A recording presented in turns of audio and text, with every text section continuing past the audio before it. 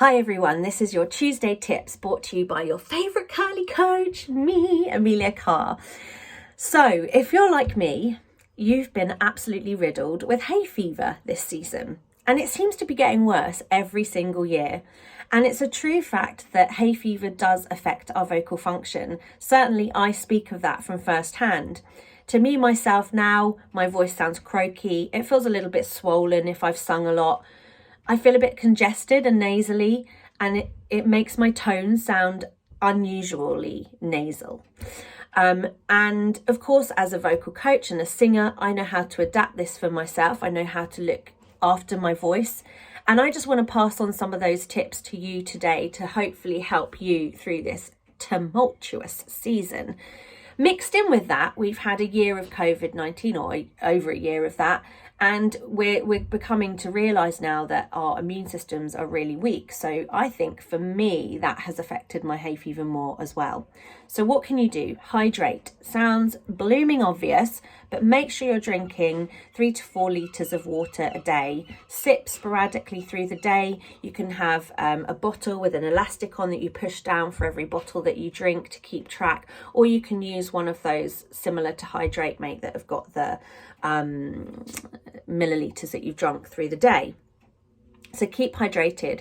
Make sure that you've had plenty of sleep, because your body and your muscles and everything needs time to repair from the damage that you've done during the day.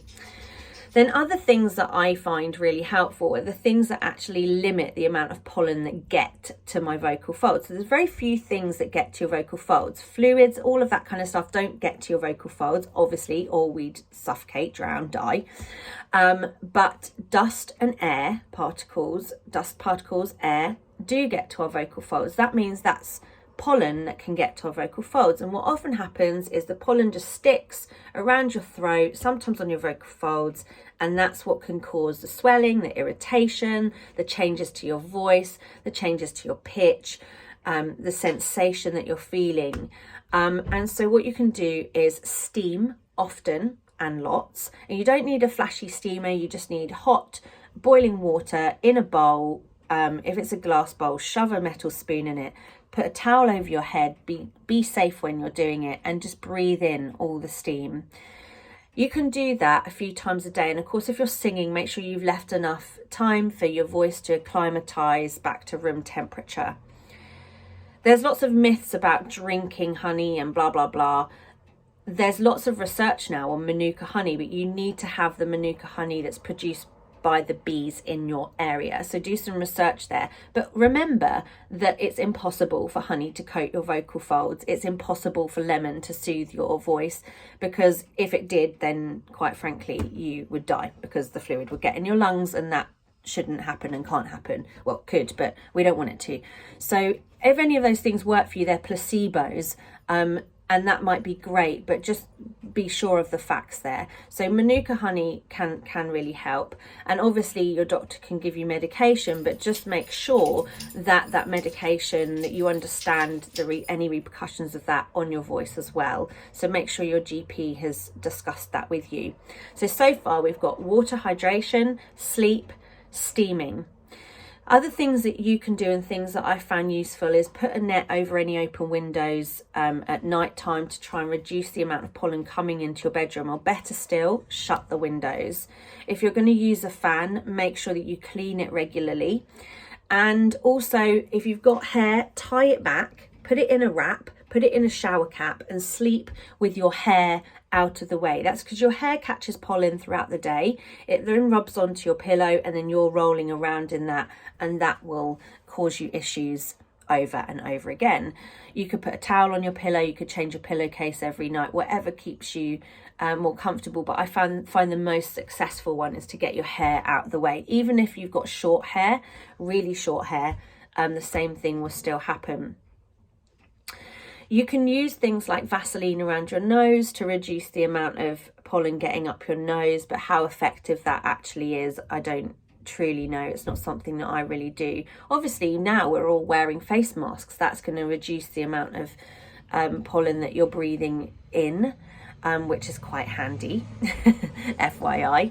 And yeah, I mean, I'm coming to the end of my tips really. I'm just trying to think out loud Other things that you can do is try and avoid excessive coughing. So try and drink. If you feel tickly, try and drink to relieve, swallowing helps relieve that cough, or keeping nice open retracted throat, rather than coughing away.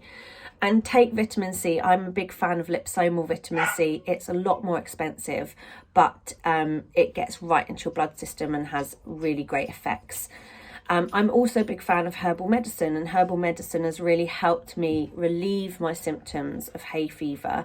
At the moment, I can't take any medication for other reasons, but I do really recommend, if you see a medical herbalist, that you see a medical herbalist rather than an unregulated professional. So make sure that you hit up on the herbal medicine website so that you can get hooked up with somebody that is qualified and has qualified in medical training. Otherwise, speak to your GP about over-the-counter medicines that you can get on or off prescription. If you have any other questions about hay fever and its effect on your voice, please do message me. Some simple exercises you can do just to relieve some of that croaky feeling, blowing bubbles into water with a pitch, puffy cheeks, sirens, but you'll need to have done steaming and things before to get everything moving around. You'll probably find that if you're doing fricative exercises like it may irritate your voice. If something feels uncomfortable, don't do it. Do the gentle things, and don't be tempted to squeeze and force your vocals when you are singing, because it's really tempting to squeeze that sound to try and get clearer tone. Another reassurance I have for you is that often, if I've recorded my voice, when I feel that it sounds breathy, out of control, from hay fever, often I feel that it's a lot worse than it actually sounds. So reassure yourself and get yourself recording yourself, even on your phone or your iPad or whatever device you've got, to reassure yourself, because it probably doesn't sound half as bad as you're hearing it back. If you need more help with singing exercises to help relieve your hay fever symptoms, well, not that it relieves your hay fever symptoms, but you can get better vocal production, do pop me a message, ac@ameliacarvoice.com. It would be my absolute privilege to help you get the best out of your vocals this stuffy hay fever season. Take care and see you all very soon.